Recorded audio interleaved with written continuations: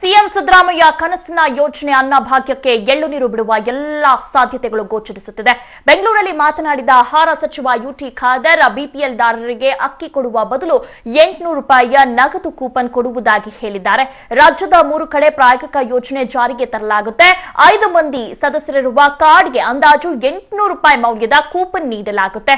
ನೋಂದಾಯಿಸಲ್ಪಟ್ಟ ಕಿರಾಣಿ ಅಂಗಡಿಗಳಲ್ಲಿ ಕೂಪನ್ ಕೊಟ್ಟು ಏನ್ ಬೇಕಾದರೂ ತೆಗೆದುಕೊಳ್ಳಬಹುದು ಎಂದರು. ಸಿದ್ದರಾಮಯ್ಯ ಅಧಿಕಾರಕ್ಕೆ ಬಂದ 24 ಗಂಟೆಯೊಳಗೆ ಘೋಷಿಸಿದ ಜನಪ್ರಿಯ ಯೋಜನೆ ಈಗ ಹಳ್ಳ ಹಿಡಿಯುವ ಲಕ್ಷಣಗಳು ಗೋಚರಿಸುತ್ತಿದೆ.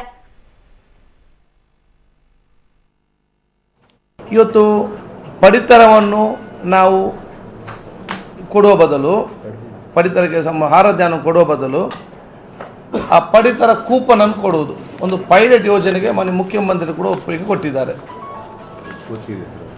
ನಾವು ಕೂಪನ್ ಇದು ಅದೇನಂತ ಹೇಳಿದರೆ,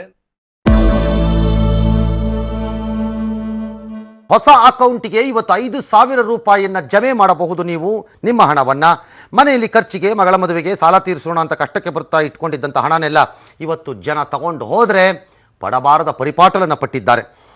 ಬ್ಯಾಂಕ್ ಅಧಿಕಾರಿಗಳು 5,000 ರೂಪಾಯಿ ಮೇಲೆ 1 ರೂಪಾಯಿ ಇದ್ದರೂ ಕೆಲವು ಕಡೆ ತಗೊಂಡೇ ಇಲ್ಲ, ಕೆಲವು ಕಡೆ ಪ್ರಶ್ನೆ ಕೇಳಿ ಹೈರಾಣ ಮಾಡಿದ್ದಾರೆ. ಯಾವ ಮಟ್ಟಿಗೆ ಅಂದರೆ ಇಷ್ಟು ದಿನ ಯಾಕೆ ಹಣ ಕಟ್ಟಲಿಲ್ಲ, ಲಿಖಿತ ರೂಪದಲ್ಲಿ ಬರೆದು ಕೊಡಿ ಅಂತ ಕೇಳ್ತಿದ್ದಾರೆ. ಮೋದಿಗೆ ಗೊತ್ತಿದೆ ಜಯ ಸಾವಿನ ರಹಸ್ಯ, ಮೋದಿಗೆ ತಿಳಿದಿದೆ ಚಿನ್ನಮ್ಮನ ಸಂಚಿನ ಸತ್ಯ. ಸಿಬಿಐ ತನಿಖೆ ಆದ್ರೆ ಮಿಸ್ ಇಲ್ಲದೆ ಜೈಲಿಗೆ ಹೋಗ್ತಾರಾ ಶಶಿಕಲಾ? ಚಿಕ್ಕಮ್ಮ ಕಮ್ಮಿ ಹಿಂದೆ ಹೋದ್ರೆ ಕುಗ್ಗುತ್ತಾ ನಮೂಬಲ.